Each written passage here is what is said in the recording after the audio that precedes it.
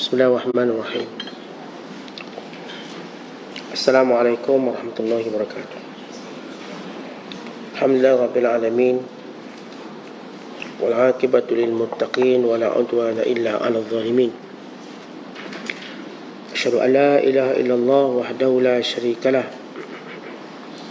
wa asyhadu anna Muhammadan abduhu wa rasuluh. Allahumma salli wa sallim wa barik ala sayyidina Muhammad wa ala alihi wa sahbihi ajma'in. Rabbi shrah li sadri wa yassir li amri wahlul 'uqdatam min lisani yafqahu qawli wa ba'du.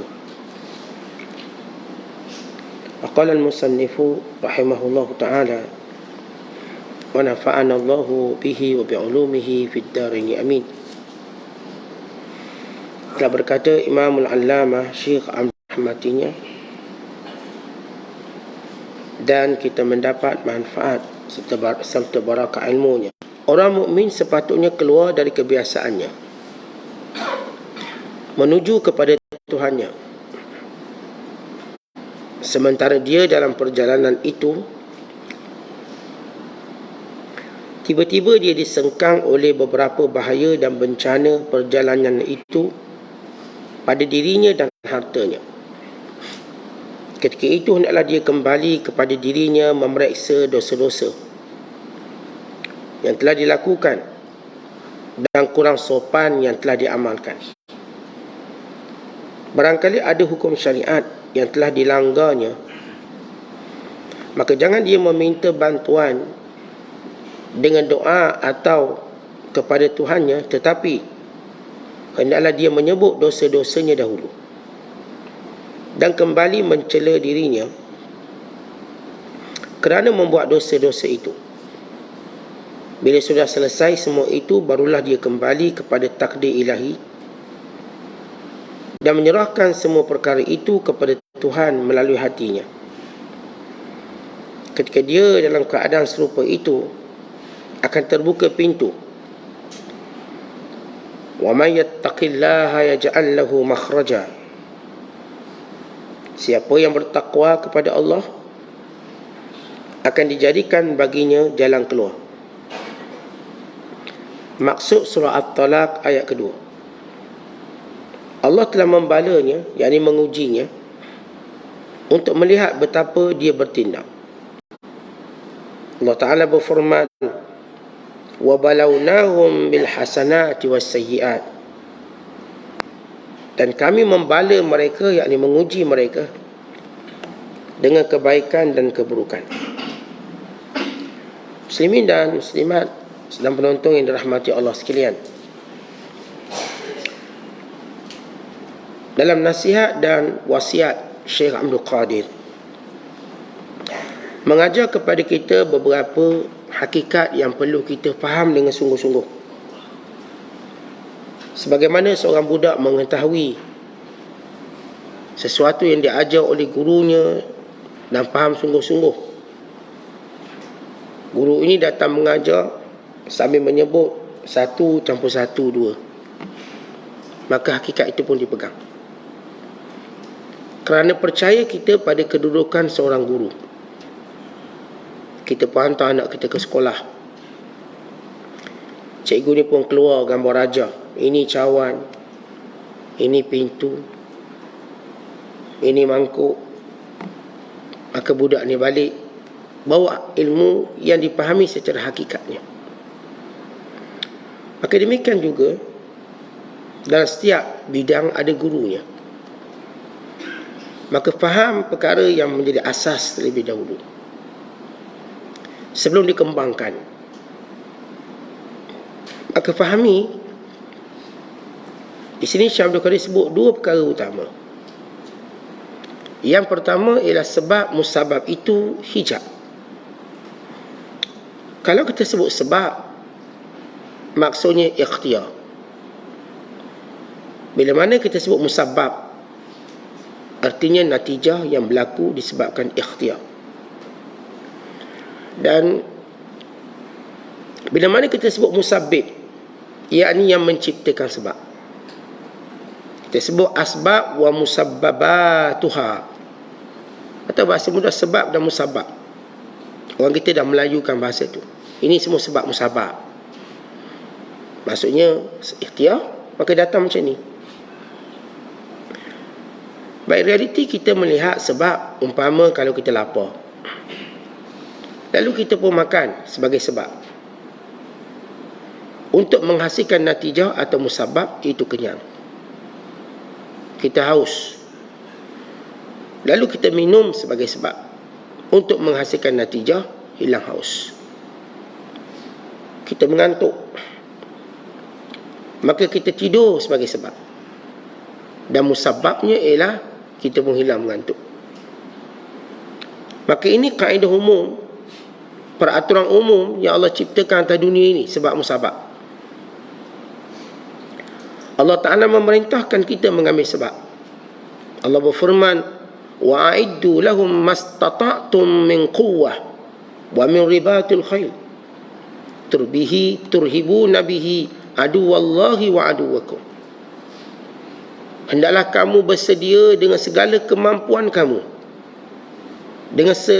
dengan pelbagai kekuatan, dan juga tentera-tentera berkuda, untuk kamu menakutkan dengannya musuh Allah dan musuh kamu. Baik, Allah perintah. Allah suruh kita cari rezeki sebagai sebab musabab. Famshu fi manakibiha wa kulu min rizqih. Berjalanlah di atas muka bumi ini, carilah rezeki Allah. Maka perintah supaya keluar berjalan, keluar cari, maka itu sebab musabab. Tetapi di sebalik Allah perintahkan sebab musabab, maka Allah juga menjelaskan yang berkuasa menentukannya itu ialah Allah. Bila orang beriman berkata, kam min fi'atin qalilatin ghalabat fi'atan kathiratan biiznillah wallahu ma'as sabirin. Betapa banyak keadaan golongan sedikit mengalahkan golongan yang banyak dengan izin Allah. Maka faham kita secara umum sebab musabab sebagai satu daripada ikhtiar dan batasan kemampuan manusia. Manusia terkenal sebagai makhluk yang terbatas. Kita, pendengaran kita terbatas, kita tak boleh dengar jauh-jauh. Walaupun manusia berangan buat filem, orang boleh dengar berpuluh kilometer. Manusia Allah jadikan pandangannya terbatas. Bila makin kita tua, makin terbatas. Bini depan pun tak nampak, dah kelabu lah. Tak nampak. Allah jadikan juga percakapan kita terbatas. Lama kelamaan kita dapati pembenaran kata-kata kita mula kurang. Mula kita gagap. Mula perkataan biasa kita guna macam tak datang. Apa nak cakap ni? Tak datang kalimah ni. Hatta kadang-kadang nama-nama anak-anak kita. Ini nama apa anak ni, lupa. Nak recall balik, nak panggil balik, kesulitan. Manusia, Allah jadikan dia terbatas daripada awal ciptaannya. Maka bila manusia Allah jadikan terbatas, dan ikhtiar manusia juga terbatas. Ikhtiar kita terbatas. Tu last kali kita kata bela dah tahu nak buat apa. Kenapa kita sebut tak tahu nak buat apa dah? Itulah keterbatasan. Bila harga telur naik, misalnya contoh, lihatlah keterbatasan usaha manusia. Walaupun dah ada menteri, walaupun dah ada formula, tak jalan. Kenapa? Itulah keterbatasan. Supaya manusia jangan sombong, seolah-olah mereka boleh selesaikan. Beri pada saya 24 jam saya selesaikan. Bohong. Kita kena mengakui keterbatasan. Sebab itu kita sentiasa berkata dengan izin Allah.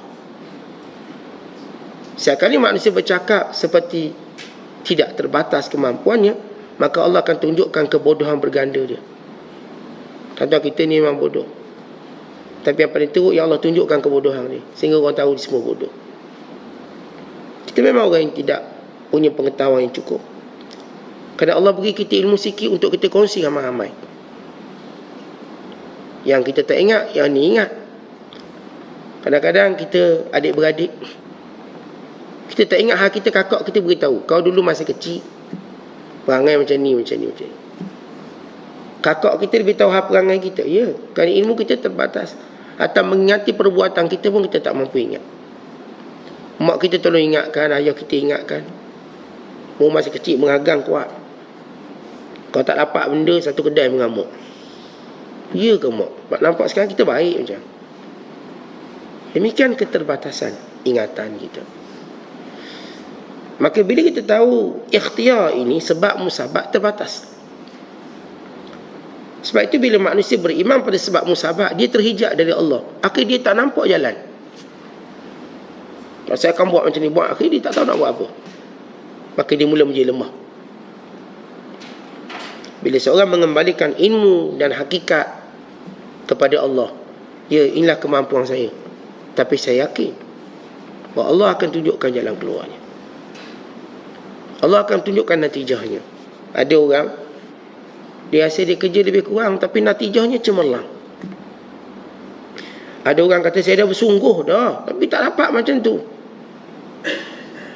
Di situ kita belajar. Sebab musabab ini cuba nak tenangkan sedikit hati kita dan hati orang sekeliling kita. Mak tengok budak ni tak baca buku, mak tu jadi bimbang. Mamu kenapa tak baca buku? Kita dah tahulah mak. Mak ni takut, periksa lagi 2 hari. Mak dia takut.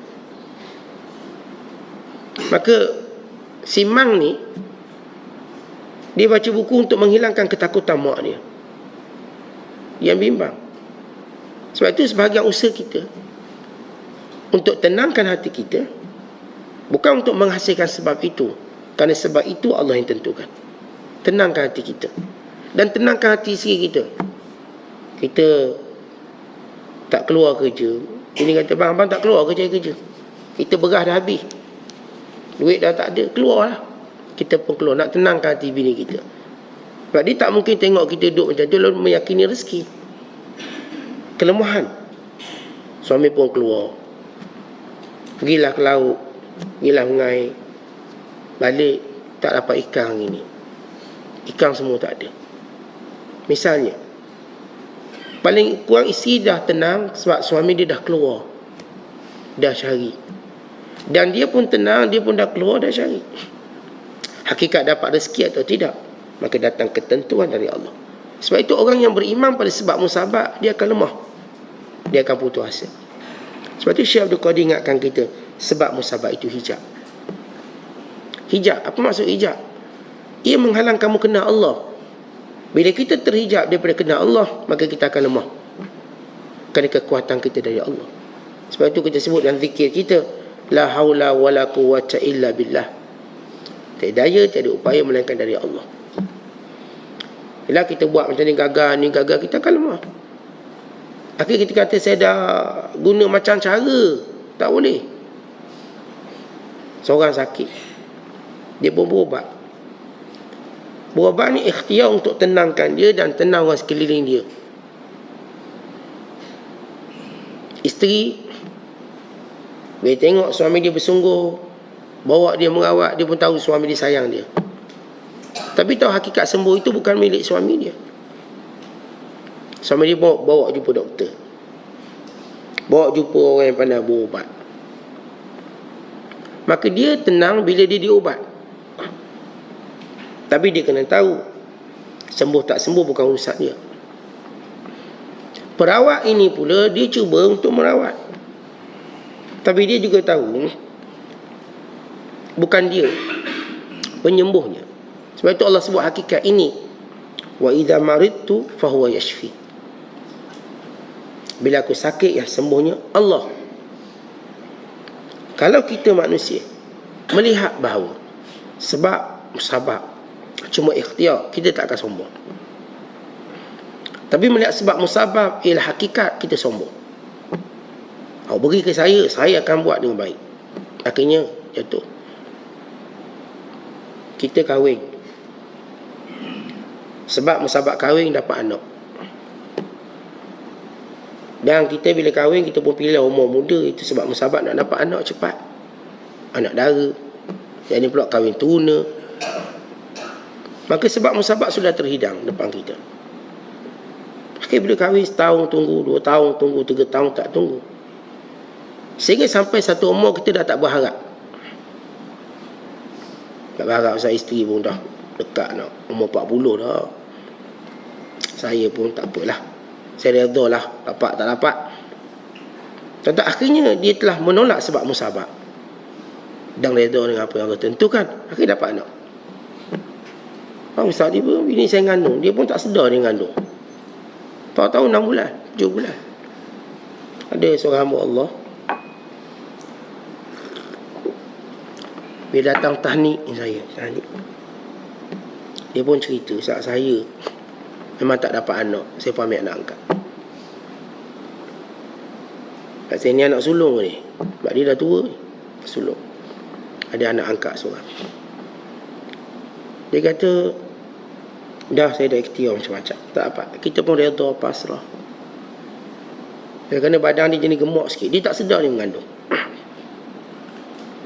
Sedar mengandung lama. Sampai dekat umur budak tu mungkin dah agak besar sikit nampak, baru dia terasa sesuatu.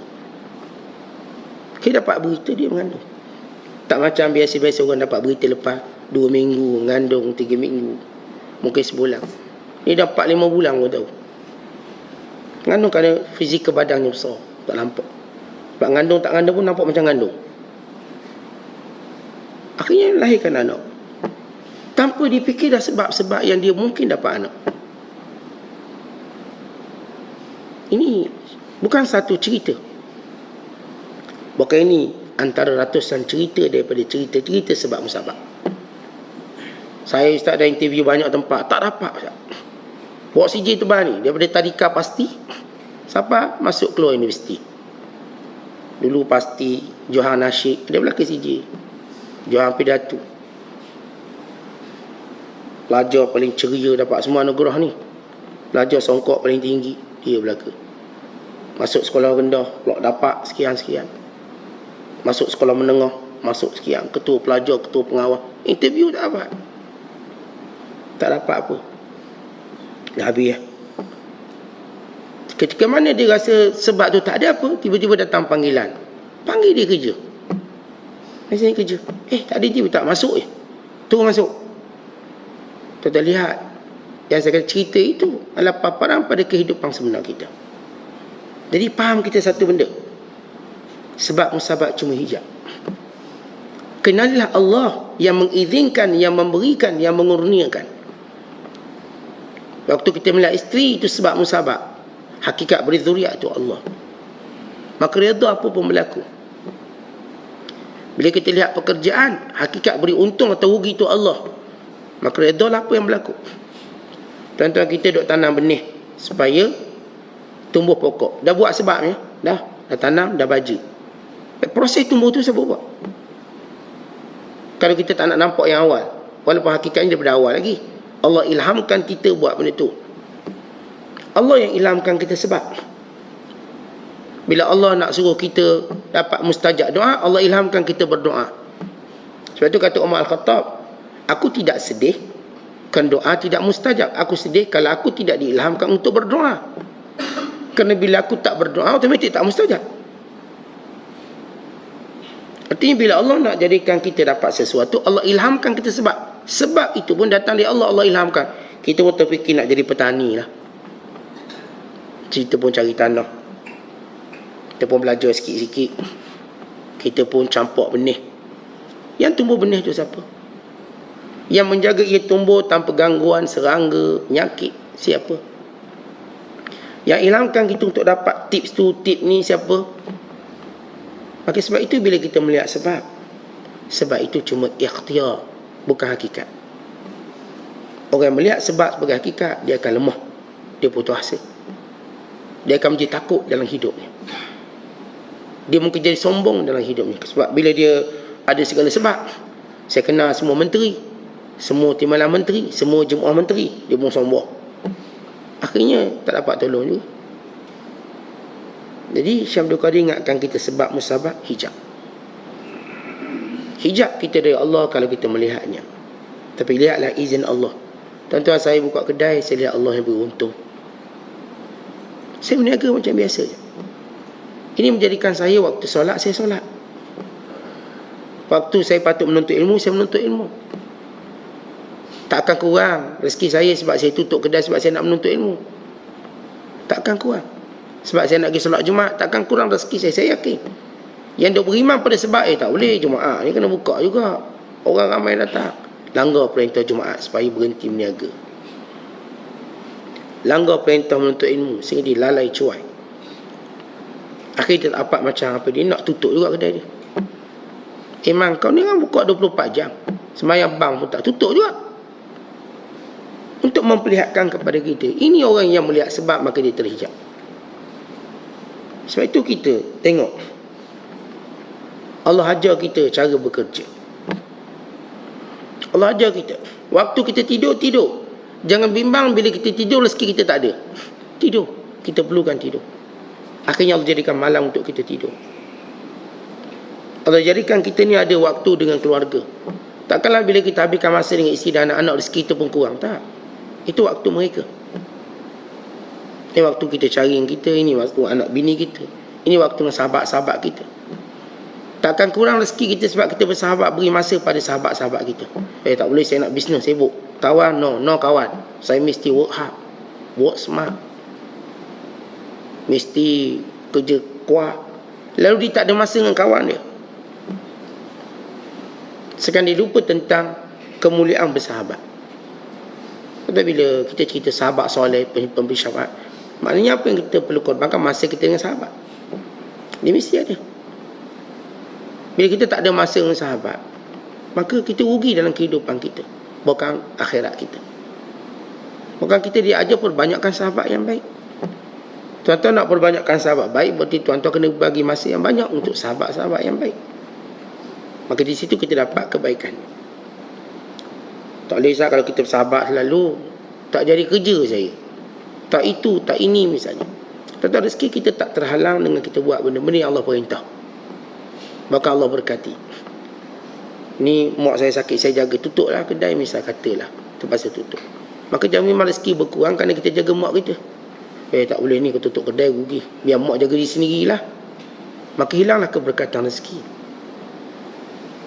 Dan hilanglah kebaikan hidup ini. Oleh sebab itu, kita kena faham apa itu sebab musabab, supaya kita letak dia dalam acuang dia pada waktu dia. Jangan duk gila sebab musabab sangat. Ni duk mengair sampai 4-5 pagi tak ingat ke benda. Jangan. Kita mengair, dah tak dapat ikan, dah balik dah. Ni waktu nak pergi salat maghrib pula. Waktu kita nak kuliah pula. Tak apalah, bukan rezeki ni. Saya rasa maghrib ikan masuk ni Ustaz. Sebab tu saya tak pergi kuliah Ustaz ni. Maghrib ni ikan ni. Tentu tak akan bertambah rezeki kita pun. Tak akan berkurang rezeki sebab kita nak patuh perintah Allah. Maka benda ni bila kita faham, maka sebab musabab tak kacau hidup kita dalam mengingatkan kita pada Allah, dalam memperhambakan kita pada Allah. Macam kita dah sebut semalam, antara dua nikmat yang Allah beri kepada orang beriman atas dunia, nikmat taat dan nikmat perhambaan kepada Allah, yang ini mengikut peraturan. Akhirnya kita tahu, oh ia berlaku dengan sebab musabab. Sebab musabab yang menjadikan manusia akan sabar, manusia akan tenang. Itu yang pertama. Yang kedua, kata Syekh Abdul Qadir, pintu-pintu raja di dunia semuanya tertutup. Apa maksud kata-kata pintu raja semua tertutup? Tuan-tuan, kita sentiasa rasa bila kita kenal orang berkuasa, laluan kita terbuka. Kita sentiasa rasa begitu. Saya kenal ketua pengarah tu, ketua pengarah ni, pengarah semua yang kita kenal, semua pengarah-pengarah ni. Ni buka telefon semua nombor pengarah, nombor datuk, nombor datin, nombor tasri, nombor tun, nombor ni. Ni nombor raja pun ada ni. Ni Ustaz ni 15 negeri saya ada raja ni. Raja Bersiung saya ada nombor telefon dia. Dia ada semua nama raja. Katakan, ketahuilah segala pintu-pintu raja itu tertutup. Maksudnya apa? Ini yang disebut dalam zikir kita. Wala yanfa'u zal jaddi minkal jam. Tiada bermanfaat apapun kekayaan, apapun kuasa, bila mana ketentuan Allah Ta'ala datang. Kata pintu-pintu orang berkuasa ini Sampai waktunya tak boleh tolong dan tak boleh buat apa-apa. Ketahuilah benda tu. Pak ulama bawa cerita kisah seorang raja yang mati. Anak raja yang cantik, yang perkasa, yang diharapkan oleh bapaknya akan mengganti dia, tiba-tiba mati. Maka seluruh hulu balang keliling dia lalu berkata, wahai tuanku, kalau kekuatan kami boleh menghalang kematian tuanku, nescaya kami akan lakukan. Tapi kami tak mampu menghalangnya. Maka datang segala medis, pakar-pakar perubatan. Lalu berkata, wahai tuanku, kalau ilmu perubatan kami boleh menyembuhkan sakit ini, nescaya kami sembuhkan. Tapi kami tak mampu. Datang ahli bijaksana, pakar-pakar pemikir. Tuanku, kalaulah kebijaksanaan kami mampu menyelamatkan tuanku, nescaya kami akan selamatkan. Tapi kami tak mampu. Datang segala wanita rupawan yang cantik, lalu berkata, kalau kecantikan kami boleh menghalang ia berlaku, nescaya kami berikan kecantikan. Lalu datang ayahnya dan permaisuri, wahai anakku, kalau takhta ini boleh menyelamatkanmu, nescaya aku selamatkanmu. Tapi tak boleh. Tak fahamilah bahawa pintu-pintu berkuasa itu tertutup di hadapan apa yang Allah kehendaki. Padahal kita kenawan ni, kenawan tu, tapi tak dapat apa yang kita nak. Faham benda tu, maka akan betul lah hubungan kita dengan Allah. Tak faham benda tu, maka masih ada apa yang disebut sebagai musyawwibat, pengganggu-pengganggu pada jalan kita menuju Allah. Kalau nak jalan tuju Allah, kena tahu benda asas. Tuan-tuan, kita nak masuk ke benda pun kita tahu syarat dia. Okay, syarat nak masuk asrama penuh ni, mak ayah tak boleh tengok lah. Nak tengok mungkin 2 bulan sekali syarat. Dia pun kena pakai baju gini, baju gitu. Dan dia punya waktu study dia sekian, waktu makan dia cuma sekian. Banyak ni masa dia. Maka kita lihat semua syarat untuk masuk asrama penuh. Kita pun faham. Maka ini syarat untuk kita dekat dengan Allah. Nak dekat dengan Allah, maka fahami sebab musabab cuma hijab. Maka jangan beriman pada sebab itu. Jangan, kamu akan lemah. Ya, kita akan guna sebab, tapi tidak beriman. Saya akan bekerja, tapi berapa banyak saya dapat, itu ketentuan Allah. Tuan-tuan, saya akan berceramah, berapa orang nak dengar, itu ketentuan Allah. Saya akan didik orang, berapa orang terdidik, itu ketentuan Allah. Ini nabi-nabi yang doa mereka mustajab, yang akhlak mereka mulia.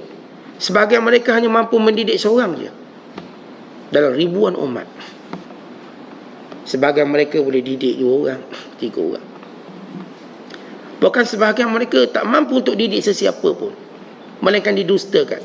Sehingga kata Rasulullah, aku melihat seorang nabi memegang bendera tanpa ada pengikut di hari akhirat kelak. Dia nabi dan rasul, tak ada pengikut, tak ada. Duduk seorang tercekap. Mereka tak gagal. Semua para nabi ini tidak pernah gagal, kerana mereka mengetahui tentang sebab musabab. Sebab itu Nabi Allah Nuh kata, ya Allah, aku telah menggunakan segala sebab musabab. Aku dakwah terang pun dah, sembunyi pun dah, siang pun dah, malam pun dah, slow pun dah, kuat pun dah. Tapi mereka tetap menolaknya. Nabi Nuh nak beritahu segala usaha dia dah buat, maka diserahkan pada Allah. Maka inilah kalimah sebut tawakal. Wa 'ala Allah falyatawakkalul mu'minun. Maka pada Allah bertawakal orang beriman. Bukan tawakal sekuat-kuat asbab dalam mendapat rezeki. Kita dah baca surah Waqiah dah, kita dah solat duha dah, kita dah amal zikir tarik rezeki, kita dah amal zikir magnet rezeki, apa benda namanya semua. Bab-bab tarik rezeki ni saya dah guna belaka, Ustaz. Ketahuilah sebesar-besar asbab rezeki itu ialah serah pada Allah. Tawakal. Memang saya pagi-pagi duha dulu, lepas tu pergi kedai baca Waqiah pula, orang kata ni penarik rezeki. Kemudian saya selawat banyak, saya istighfar banyak, ini penarik rezeki. Kemudian saya bersedekah pun banyak. Starting bisnes terus sedekah, mengharapkan segala sebab. Tapi sebesar-besarnya ialah serah pada Allah. Tawakal Allah. Tawakal tu ala Allah. Lalu kalau kita dengan solat duha, Dengan bacaan surah tu, surah ni, ayat tu, ayat ni, tak dapat macam kita fikirkan. Maka ketahuilah, kerana Allah nak beri kita rezeki apa yang kita tak pernah fikirkan. Kita manusia, perangai kita buat macam ni, kita dah fikir jadi macam ni. Kita punya fikir.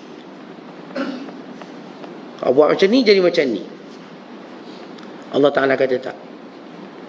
Tak mestinya buat macam ni, jadi macam ni. Mungkin Allah akan beri gantian yang lebih baik. Kita fikir, kita duk couple orang ni, akan kahwin lah orang tu. Tak. Couple orang ni, kahwin dengan mak dia. Dah dapat lain, itu lebih baik. Dia couple orang ni, dapat jirang sebelah dia. Couple lama ni. Kita, otak kita, selalu fikir, bila mengair ikan, mesti dapat ikan. Takkanlah dapat ayam. Tapi tidak mustahil dapat ayam. Tuan-tuan mengair ikan, dapat ayam. Macam mana? Yelah, orang bagi ayam panggang kita. Datang buk impik, ayam panggang seekor. Dapat ayam pula. Kita nak mengair ikan, dapat ayam. Kadang mengair ikan, dapat duit. Ikan tak dapat, duit dapat. Allah jadikan rezeki tu. Kadang mengair ikan, tak dapat ikan, dapat orang. Dah dapat orang pula. Natijah yang kita fikir tak akan jadi macam tu. Allah akan tentukan bagaimana. Kita datang nak minta kerja ni, dapat kerja sana, kerja lain dapat. Dah niat nawaitu kita bawa CJ nak pergi syarikat ni. Tengah jalan, kawan jumpa. Di mana Pak? Nak interview kerja. Tak payahlah kerja dengan aku je. Kerja lain dapat. Kita belajar bab ni, kerja bab lain. Belajar engineering. Kita belajar ilmu kita engineering. Engineering yang penerbangan. Tiba kerja yang lain. Kerja bagian logistik. Atau kerja tolong ayah mertua akhirnya. Dah kahwin, ayah mertua tak ada anak lelaki kita. Jadi tolong ayah mertua. Tak sebab musabak dia takkan jadi macam kita nak. Oleh sebab itu bila kita faham tentang kronologi ini, maka kita akan kenal Allah. Dan sama juga kita cerita tentang orang berkuasa. Sebab itu kata Syekh Abdul Qadir, siapa yang mengenal, siapa yang faham itu semua, akan terbuka semua pintu yang akan engkau mengenalinya dengan betul. Kata Syekh Abdul Qadir, iaitu bab, yang ni pintu. Bab bukan ni bab tajuk, pintu. Bab kebatinan. Pintu yang sebenar yang membawamu ke suatu tempat, lalu kamu dapati hidup ni tak susah payah lagi. Macam mana tak susah payah? Tak ada maksud hidup tak susah payah ialah hidup yang orang yang menerima takdir Allah, tak susah. Yang susah hidup, orang tak terima takdir Allah, dia nak macam sebab musabab tu berlaku pada dia. Saya dah buat macam-macam tak dapat, jadi susah hidup dia. Tak apa, tak dapat pun, bukan rezeki saya. Senang hidup dia. Orang ni dia kerja. Kalau tak dapat untung banyak, dia pun marah, apa masalah, kena sihir kot. Susah hati dia. Susah hidup dia, duk fikir. Yang ni pula kerja tak dapat rezeki banyak. Tak apalah, itulah rezeki kita. Mudah-mudahan berkat. Senang kerja dia. Ini disebut oleh Syekh Abdul Qadir. Maka terbuka pintu tu dengan senang, tak payah susah payah. Tuan-tuan, yang payah sebenarnya ialah cara kita fikir. Bukan benda tu payah. Dia tengok nasi lauk ikan masin. Kenapa nasi kok masin? Bukan lauk ayam. Aja itu jadi susah. Tapi orang tengok, oh ikan masin sedap juga ni. Jadi senang. Bini dia masak singgang. Nangis dia kat pucuk kata, kenapa lah awak masak singgang? Saya kan suka kari. Jadi susah hidup dia. Akhirnya mengamuk, bergaduh, cerai. Kira sikap. Jadi susah. Ada satu hamba Allah cerita, Ustaz. Hamba Allah ni, Ustaz tahu dia bercerai sebab apa? Dia bercerai sebab ikan kembung. Saya kata, apa cerita ikan kembung? Cerita ikan kembung macam ni. Suami dia ni tak erti beli ikan. Dia beli, mesti ikan kembung tu pecah perut. Mesti. Bini dia pandai tengok, tapi tak pandai beli. Ada bini kritik pandai, suruh beli. Abang ni tak nak. Padahal kereta 4 buah, tak nak dia. Ada suami pula memang dia rajin, tapi dia tak erti. Dia kobeng sawi pun tak erti beza. Mana satu kobeng sawi? Dia boleh tukar. Tapi dia rajin. Jadi pun beli kembung, pecah perut. Bini dia pun marah. Marah, gaduh jadi panjang, cerai. Lihat susahnya hidup dia. Sebab cara dia mengolah, cara dia berfikir. Sebab tu bila Syam tu dia kata kita terima. Ni tengok balik rumah, duk bayang bini semalam duk sembang nak masak asam pedas. Tengok tak ada asam masing je. Tak masak. Tak apalah. Mungkin kita nak makan kat luar lah ni. Kita ambil benda tu mudah, kita pun okey mudah. Kita duk bayangkan bini masak kari, tiba dia goreng je. Tak apalah, goreng pun sedap, lama tak makan goreng. Kan jadi mudah. Yang susahnya bukan apa yang kita dapat, cara kita fikir. Kita naik teksi ataupun kita bawa driver teksi, dapat RM20 marah. Kenapa RM20 nak marah semua orang? Nak tendang semua orang. Cara kita berfikir. Tapi kalau kita berfikir, alhamdulillah rezeki RM20 hari ni, InsyaAllah Allah mungkin nak beri lain kali. Hari ni RM20 mungkin cukup. InsyaAllah cukup. Senang. Anak saya tak dapat penuh tapi alhamdulillah itu rezeki dia. Kan senang fikir. Kenapa anak tak dapat penuh? Cikgu dia bodoh ke apa? Cikgu tak kerti ngajar ni, barangkali cikgu ni tidur dalam kelas. Pak budak ni bodoh. Saya dulu bila saya jadi guru kelas, guru kelas dia kan ada hari pertemuan dengan mak ayah. Jaga budak tingkatan 6. Mak ayah datang. Ada mak ayah positif lah bila cerita anak dia ni periksa tak apa elok. Ada mak yang dia kata ni cikgu tak pandai ajar. Saya tahu makcik, kalau lah cikgu ni tak pandai ajar, budak lain pandai. Anak makcik je tak lulus. Pak, anak saya bukan kata cikgu tu mengajar tak faham dia. Dia tak faham, kenapa tak tanya? Dia tetap kata cikgu yang tak pandai. Jadi hidup dia susah.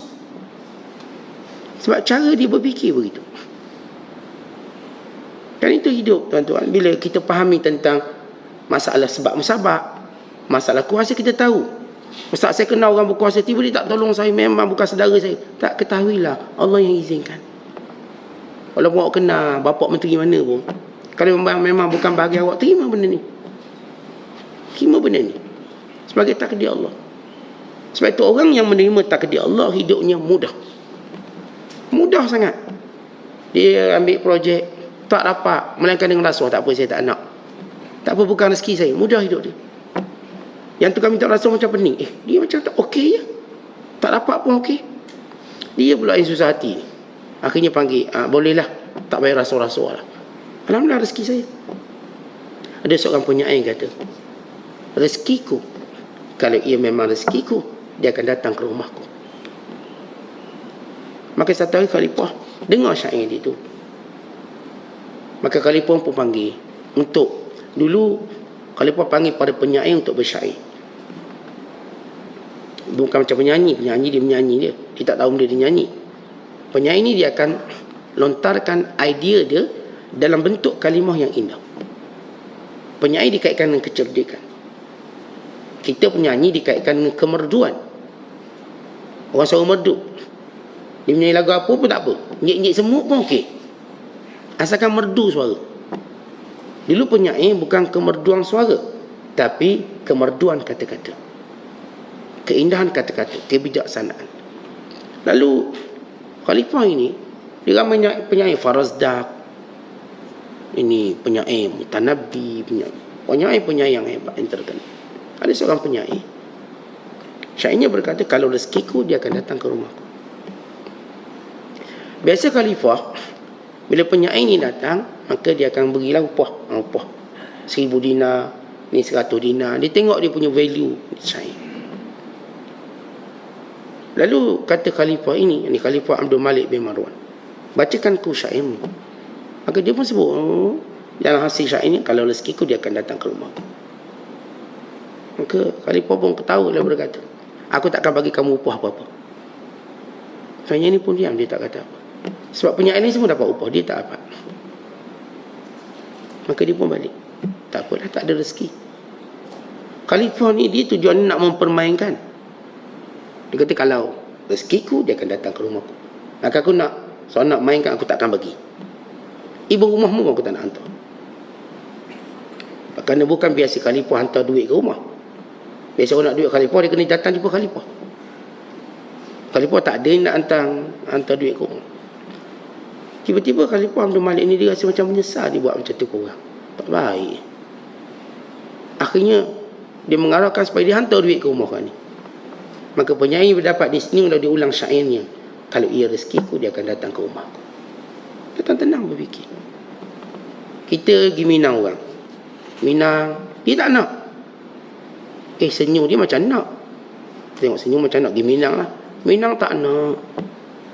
Kalau kita orang muda berfikir, tak apalah, bukan jodoh saya, senang. Tapi kalau kita fikir susah, kita pun susah. Zaman Ibnu Abbas radhiyallahu ta'ala anhu, ada seorang lelaki dipinang seorang perempuan. Maka perempuan tu tolak pinangannya. Maka datang lelaki lain meminangnya, terima.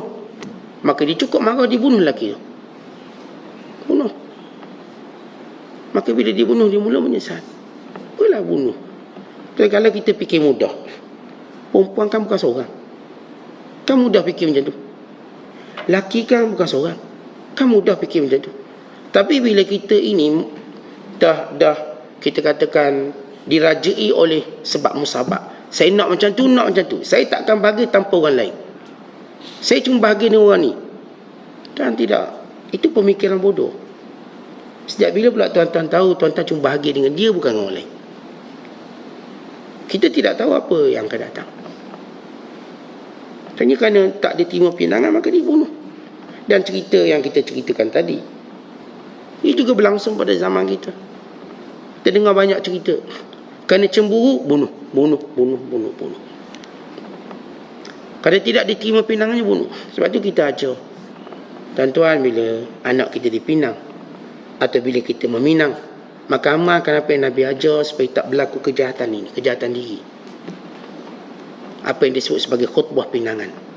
Sebut Alhamdulillahirrabbilalamin. Waktu nak meminang, mulakan dengan Alhamdulillahirrabbilalamin, salatu wassalamu ala rasulil amin, ataupun Alhamdulillahi nahmaduhu wa nasta'inuhu wa nastahdihi wa nastaghfiruh wa na'udzu billahi min syururi anfusina wa min sayyiati a'malina, may yahdihillahu fala mudhillalah wa may yudlil fala hadiyalah. Maka minang.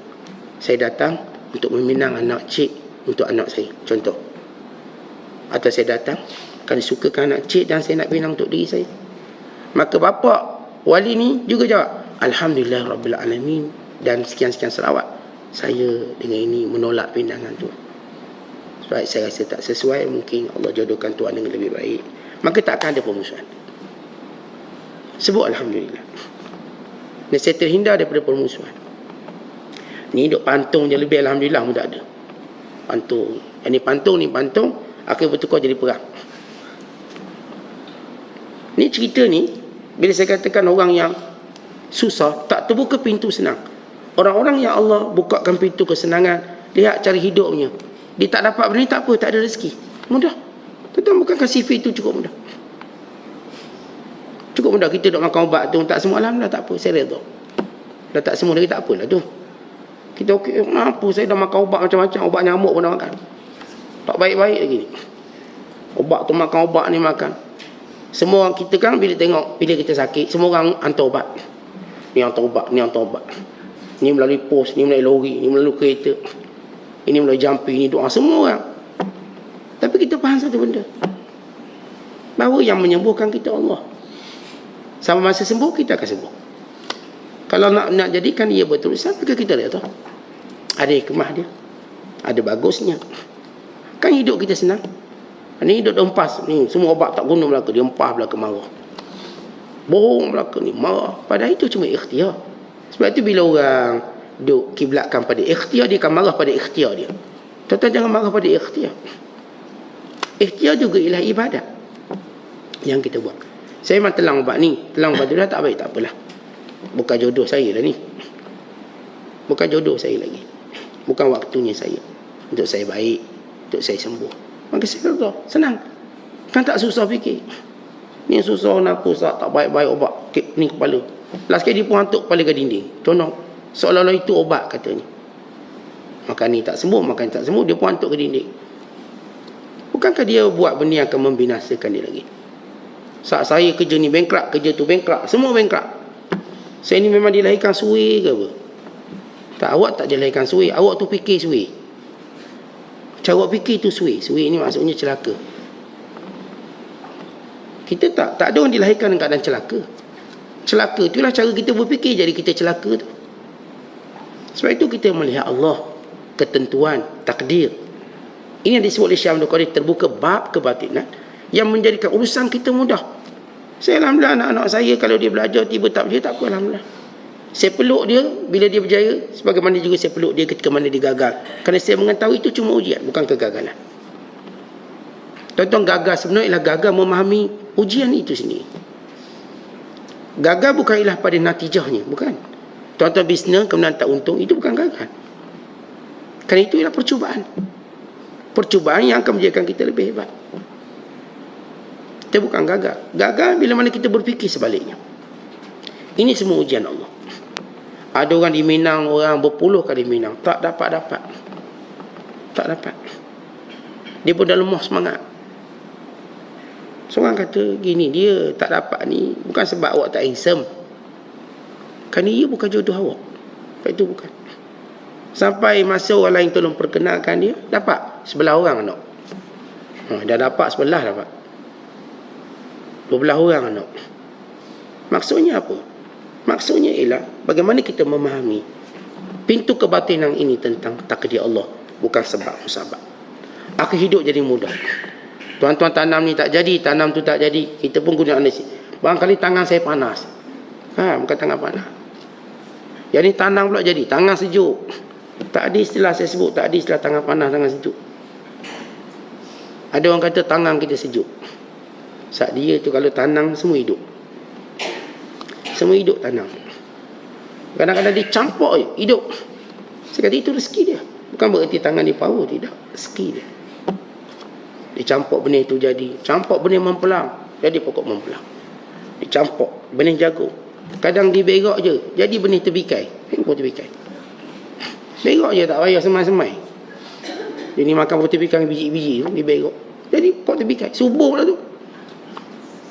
Oh hebat, dia bukan tangan panas, punggung dia pun sejuk je.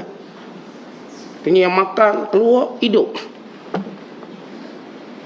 Kita katakan itu bukan istilah sejuk. Itulah rezeki Allah berikan. Yang duk cerita tangan panah tak ada, last kali Allah takdirkan dia ada ladang. Yang sebut tangan sejuk ada sebatang pokok mempelang, sebatang pokok betik, serumpung serai, serumpung pandang. Tu je tangan sejuk. Rezeki. Yang tu ni pandai terenak sahab. Dia kucing pun dia pandai jaga, ni tak pandai. Bela kucing mati pula ke? Ni mati. Kerana belum waktunya. Sampai waktu dia dinobatkan penternak berjaya. Tetapi pahamilah takdir Allah. Sebab hidup ini senang. Pahami takdir Allah. Pahamilah hakikat sebab musabab. Cuma ikhtiar manusia yang terbatas. Cuma penenang seketika hati kita. Tapi bukan jawapan kepada usaha kita. Jawapan pada usaha kita ada di sisi Allah. Allah yang akan jawab. Boleh tak boleh. Dan kita sentiasa yakin Allah tak beri pada kita melainkan sesuatu yang memang sesuai untuk kita. Baik jodohnya, baik anak pinaknya, baik rezekinya, yang sesuai untuk kita dan sesuai dengan masa kita. Mungkin masa ni belum sesuai, masa akan datang.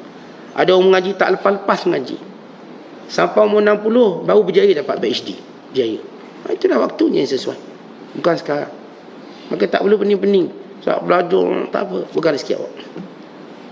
Hidup ini senang bila tuan-tuan faham tentang hakikat sebab musabab dan tentang hakikat kuasa manusia. Kesemuanya ini bersifat terbatas dan kesemuanya ini semua tertutup. Bukalah pintu menerima takdir Allah. Nescaya itu pintu yang paling mudah sekali. Tuan-tuan akan tenang, tak ada rasa apa-apa. Kita buat jamuan orang tak datang, okey, mungkin dia sibuk sekian-sekian. Sekadar ada je lah. Ni nak marah ada seorang tak datang ni. Atau yang datang pun nak marah juga. Dia ulus RM1. Patut orang RM10. Mana marah lagi. Jadi hidup ni dia susah. Kerana semua benda dia melihat kepada apa yang dia nak. Dia tak melihat di sebalik kebaikan yang Allah nak beri pada dia. Maka ini mukaddimah yang pertama. Kan nanti ada mukaddimah yang kedua, yang disebut oleh Syekh Abdul Qadir. Bagaimana cara orang beriman nak kembali pada landasan yang betul. Bagaimana cara dia. Apa yang patut, yang perlu dibuat. Tapi yang pertama saya katakan faham dulu sebab musabab itu apa. Faham dulu kuasa manusia itu apa. Nescaya akan terbuka pintu lain pada itu. untuk kita mengenali Allah Ta'ala dan segala kehebatan takdir Allah. Wallahu a'lam. Assalamualaikum warahmatullahi wabarakatuh.